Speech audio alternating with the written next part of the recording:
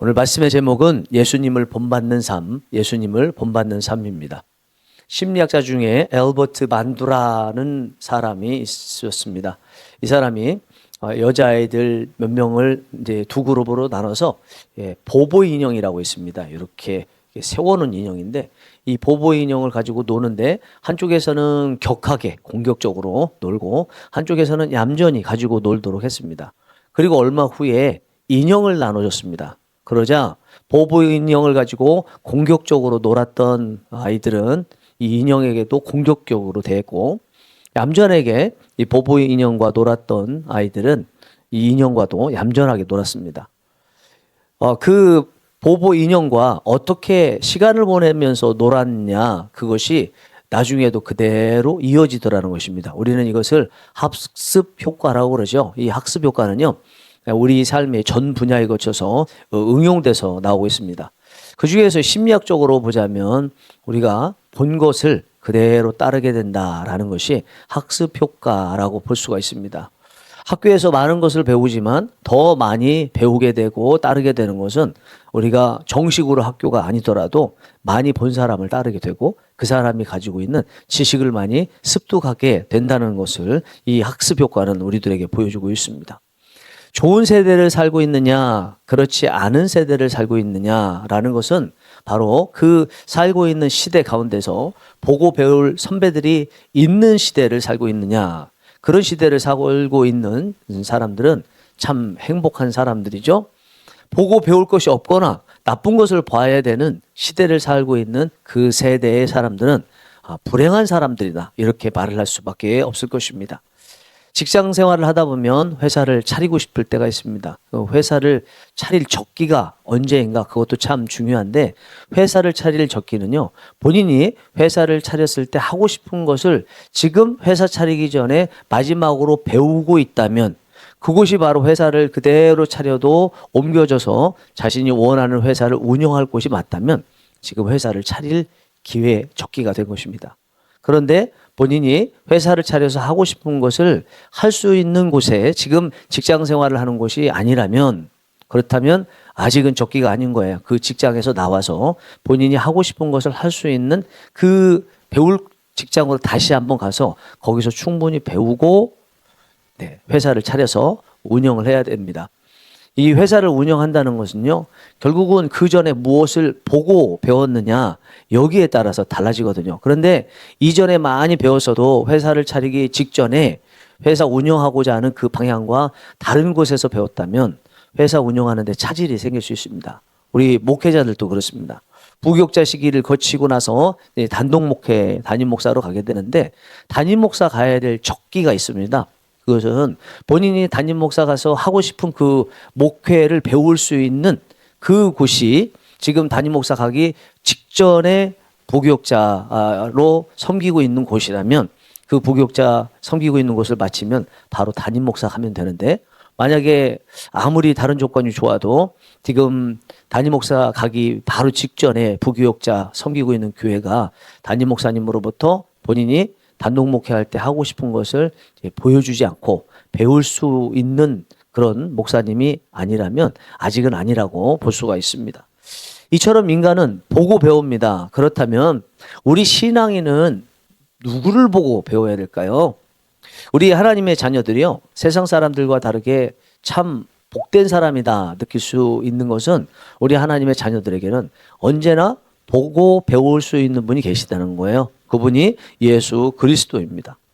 예수 그리스도는 최고의 스승이죠. 최고의 지식인이고 최고의 지혜자입니다. 그 지혜의 근본이잖아요.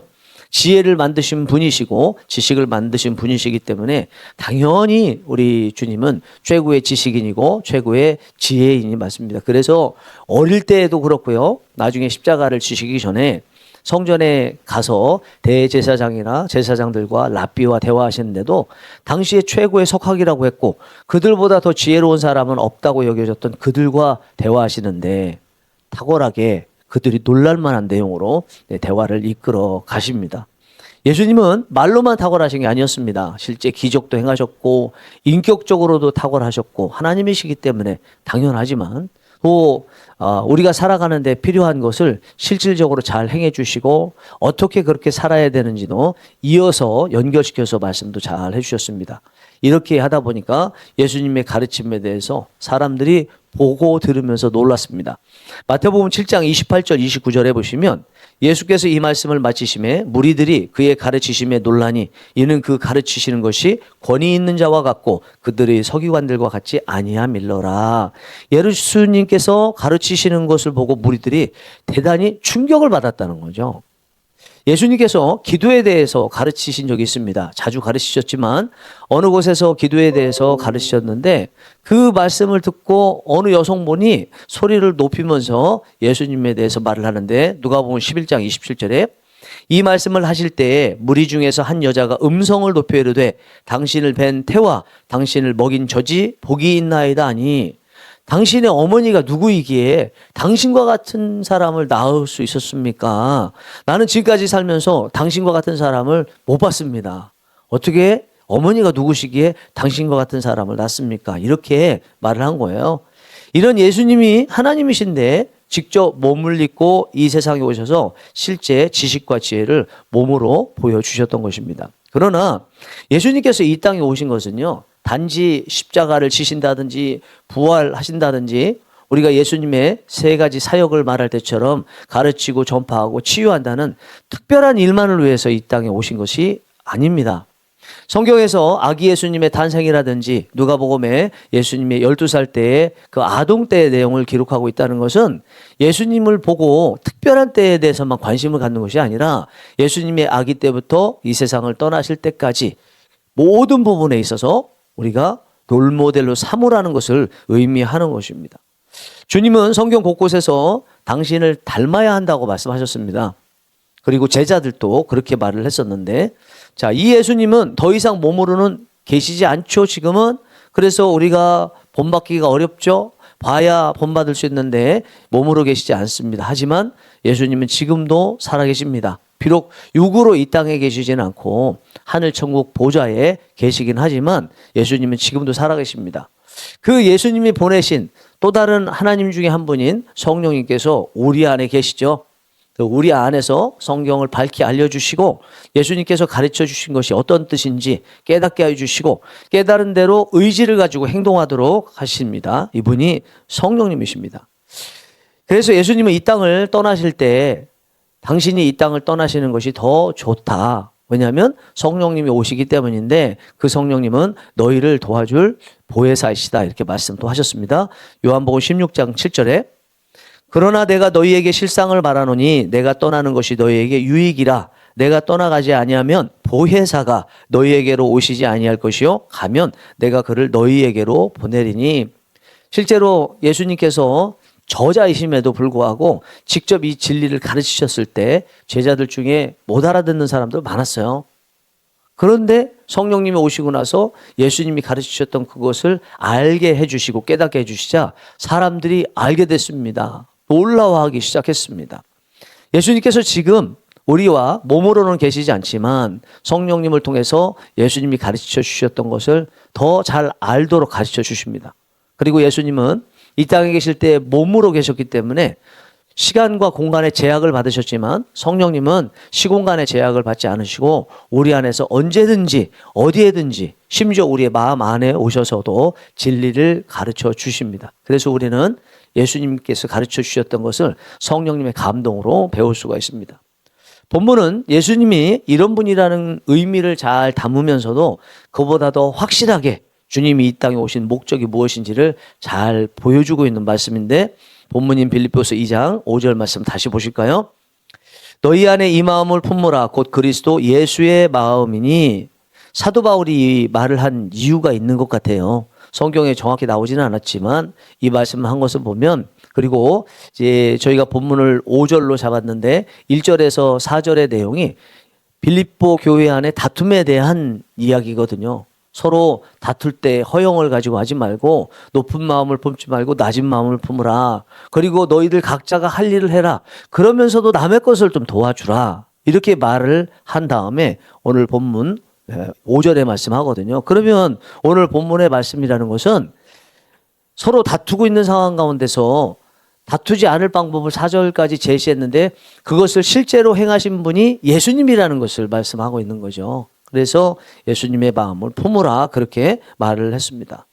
사도 바울이 이 말씀에서 1차적으로 하고 싶은 말이 바로 그건 거예요. 다투지 않고 화평할 수 있는 거. 그거는 서로 높아지려고 하고 있기 때문에 낮아져야 된다. 낮아질 수 있는 것은 예수 그리스도의 마음을 품으면 된다. 다른 곳에서도 겸손해지고 낮아질 수 있는 것을 가르치는 사람도 있고 장소도 있겠지만 예수님처럼 확실하게 그리고 완벽하게 가르쳐 주시는 분은 없다는 것이죠. 그래서 예수님께 배우라고 말을 하고 있는 것입니다. 예수님께서는 실제적으로 이 겸손을 몸소 보여주시고 또 가르쳐 주시기도 했습니다. 요한복음 13장 14, 15절에서 내가 주와 또는 선생이 되어 너희 발을 씻었으니 너희도 서로 발을 씻어주는 것이 옳으니라. 내가 너희에게 행한 것 같이 너희도 행하게 하려 하여 본을 보였노라. 주님께서 제자들의 발을 씻겨주신 세족식 장면이죠. 이 장면을 예수님께서 행하시면서 이유가 있다고 말씀하세요. 내가 너희들에게 본을 보인 거다. 너희들은 내가 본을 보였던 것을 그대로 기억하고 있다가 다른 제자들, 세상 사람들에게 그대로 행하도록 하기 위해서라고 말씀합니다. 예수님의 이 일에 있어서 스승으로서, 선생으로서, 주로서 제자들에게 보라고, 배우라고 이렇게 행하셨다라고 말씀을 하고 있는 것입니다. 이 말씀은요, 예수님께서 단순히 제자들의 발을 씻겨주신 그것을 행하는 법을 배우라고 주신 것이 아니죠. 오늘 본문의 말씀을 통해서 보자면 예수님께서 이 세족식을 하시면서 제자들에게 가르쳐 주시고자 하는 가장 중심에는 이 하는 모습이 아니라 이것을 하게 되신 예수님의 마음이죠. 마음. 제자들을 불쌍히 여기는 마음. 예수님이야 하나님께 보냄을 받아서 사명을 분명히 가지고 머리 둘 곳이 없도록 열심히 전도하러 다니시고 가르치고 전파하고 치유하러 다니셨지만 제자들은 아직 그런 걸 모르는데도 예수님을 따라다니면서 애쓰고 발이 부르트고 있는 그들의 발을 보시면서 불쌍히 여기시는 그 마음으로 제자들의 발을 씻겨주신다는 거예요. 그 마음을 본받으라는 것이 예수님께서 세족식을 하실 때 내가 한 것을 너희들도 보고 행하라고 하신 말씀이라고 볼 수 있습니다. 우리 예수님은요, 마음 없이 행하시는 건 없어요. 예수님이 구약 성경에서 우리가 하나님을 사랑할 때 마음을 다하고 힘을 다하고 성품을 다하여 하나님을 사랑하라고 말씀하셨던 그 하나님이시거든요. 하나님께서 무엇을 하든지 마음을 다하라고 하셨는데 하나님이신 예수님은 그렇게 안 하실 리 없잖아요. 그리고 실제로 성경을 읽어보면 예수님께서 하셨던 모든 것들은 마음이 있었기 때문에 그 일들을 행하셨던 것입니다. 예수님이 원래 하나님으로서 하늘 보좌에 계셔야 하는데 이 땅에 오셨죠. 그리고 십자가를 지고 우리의 죄를 대신하고 죽으셨죠. 그것도 단순하게 하나님께서 인간이 되시고 십자가를 지시면서 죄인의 몸으로 죽으신 게 아니고요. 그렇게 낮아지시고 십자가를 지시고 하는 모든 것들이 마음에서 우러나서 나온 거잖아요. 빌립보서 2장 6절에서 8절 보면 그는 근본 하나님의 본체시나 하나님과 동등됨을 취할 것으로 여기지 아니하시고 오히려 자기를 비워 종의 형체를 가지사 사람들과 같이 되셨고 사람의 모양으로 나타나사 자기를 낮추시고 죽기까지 복종하셨으니 곧 십자가에 죽으심이라. 여기 보면 다 수동태가 아니라 능동태예요. 그는 예수님께서는 자기를 스스로 비우셨어요. 스스로 종의 형체를 가지셨어요. 스스로 사람과 같이 되셨어요. 사람의 모양으로 스스로 나타나셨습니다. 스스로 자기를 낮추셨습니다. 죽기까지 스스로 복종하시고 십자가에 죽으셨습니다. 이 모든 것이 예수님께서 마음이 있으셨기 때문에 하셨다는 것을 의미한 것이죠. 하나님 저 왕의 자리를 다 비우시고 이 땅에 오시게 된 것도 예수님께서 우리의 죄를 사하시기 위해서 마음을 가지고 이 땅에 오셨던 것입니다. 이것이 주님의 마음이라는 것입니다. 만약에 우리가 이런 주님의 마음을 품고 산다고 한번 생각해 보면 어떤 일이 일어날까요? 여러분들의 가정에, 여러분들의 직장에, 여러분들의 학교에 이런 마음을 가진 사람들 다 채워졌다. 그러면 그 가정 어떻게 될까요? 직장 어떻게 될까요? 그리고 학교 어떻게 될까요? 멋진 곳이 될 것 같습니다. 우리는 은근히 우리 자신을 높이려고 합니다. 아닙니다. 요즘에는 또 은근히가 아니고 대놓고 높이려는 경향이 있죠. 자신을 높이면 뭐 시크하다나 그러잖아요. 하고 또 그런 것들이 또 뭐처럼 느껴지기도 하고 또 상대방이 그렇게 하는 것을 보면서 나도 뭐처럼 느끼기 위해서 그렇게 자신을 높이려고 하는 그런 경향들이 많습니다. 자기를 소개할 때도 자기가 원래 가지고 있는 그 능력보다도 더 큰 능력을 가지고 있는 것처럼 소개하잖아요. 그렇게 해야 눈에 띄기 때문이죠. 그런 사람들이 다 모인 곳이 오늘날 직장이고요. 오늘날 교회이고 오늘날 가정입니다. 그곳에서 무슨 일이 일어나겠어요? 서로 높임을 받으려고 할 것이고 서로 높은 곳에 앉으려고 하겠죠. 자리는 한정되어 있는데 그 한정된 곳에 서로 올라가기 위해서 이전투구를 하겠죠. 상대방이 까내리고 나는 자꾸자꾸 거짓말을라도 올리게 되는 것이 오늘날 이 풍조 속에서 나타나는 사회적 현상 아니겠습니까? 교회도 마찬가지입니다. 기독교 기관도 마찬가지입니다. 요즘에 그 기독교 기관들 보면 이제는 인구도 줄어들었고 하니까 합병해도 되겠다. 그렇게 생각이 들거든요. 그런데 그렇게 병합에도 좋은 단체임에도 불구하고 합병하지 않아요. 이유는 딱 하나입니다. 자리가 합병하면 줄어든다는 것이 그 이유예요. 똑같이 이쪽 노회장, 분회장, 서기, 회의록 서기, 또 회계, 부회계 이렇게 있잖아요. 이쪽에 노예도 있고요. 그런데 이거를 통합하게 되면 어쨌든 노예가 하나이기 때문에 이만큼 있었던 그 숫자가 줄어들잖아요. 그 자리가 줄어들기 때문에 못한다는 거예요. 이런 때 누군가 나서서 우리가 교회를 제대로 섬기기 위해서는 조금 알차게 조직을 구성하는 것이 필요하기 때문에 우리 노회는 자리 그거 다 내려놓고 합병을 제안합니다. 우리 노회에서는 이거에 대해서 경쟁하지 않겠습니다. 이렇게 나서는 사람 없기 때문에 노예가 한번 갈라지면 다시 병합하는 일은 굉장히 드문 일이다 생각이 됩니다. 생각해 보니까 헛살았다는 생각입니다. 헛살았다. 이 기독교인이라는 잣대를 우리가 어디에 두고 살아왔나 하는 생각이 들어요. 기독교인이 설교 잘하고 목회자 같은 경우에 행정 잘하고 기도 많이 하고 전도 많이 하고 이러면 기독교인이라 생각하고 좋은 목사, 탁월한 목회자라고 그 탁월한 목회자 좋은 목사의 잣대를 거기에 두었었는데 그런데 말입니다, 여러분. 설교도 잘하고 행정도 잘하고 기도도 잘하고 전도도 잘하는데 자리 하나 놓고는 다퉈요. 자기 높여주지 않으면 삐져요.